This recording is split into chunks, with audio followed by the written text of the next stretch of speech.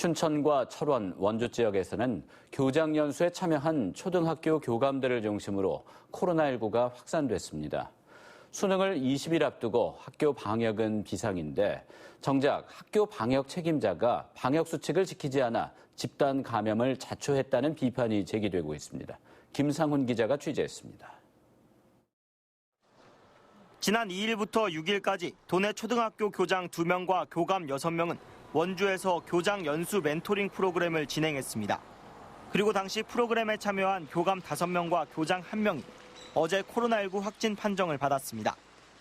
홍천 2곳과 화천, 철원, 원주, 영월 등 6개 학교가 연관됐습니다. 이 가운데 홍천과 화천 교감은 춘천 환자로 분류됐습니다. 춘천 35번 환자는 코로나19 증상을 느끼고 지난 7일 병원과 약국을 방문했습니다. 하지만 병원에 간 당일과 지난 10일 다른 교직원 9명과 테니스 모임을 가졌습니다. 춘천 36번 환자도 지난 10일 증상을 느껴 약국을 찾았는데 이튿날 화천의 한 음식점에서 교직원 13명과 연수를 가졌습니다. 증상이 있으면 집에 머물러 달라는 방역당국의 지침을 지키지 않은 겁니다.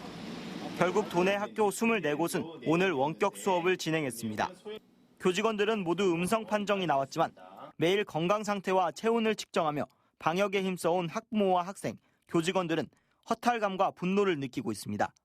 학생이나 교직원이 이렇게까지 노력하고 있는데 최고 관리자의 위치에 있는 사람들이, 방역에 책임자라는 사람들이 이렇게까지 방역이 안 되면은 결국 아래에서 노력하는 건 의미가 없거든요. 교장 연수발 집단 감염은 지역 사회로 퍼졌습니다. 철원에서는 연수를 다녀온 교감과 배우자, 지인 등 3명이 확진됐는데 군청 직원이 포함돼 공무원들이 전수검사를 받았습니다. 원주에서도 확진된 교장과 교감의 가족들이 코로나19에 감염됐습니다. 환자 수가 크게 늘자 방역당국은 사회적 거리두기 단계 격상을 고려하고 있습니다.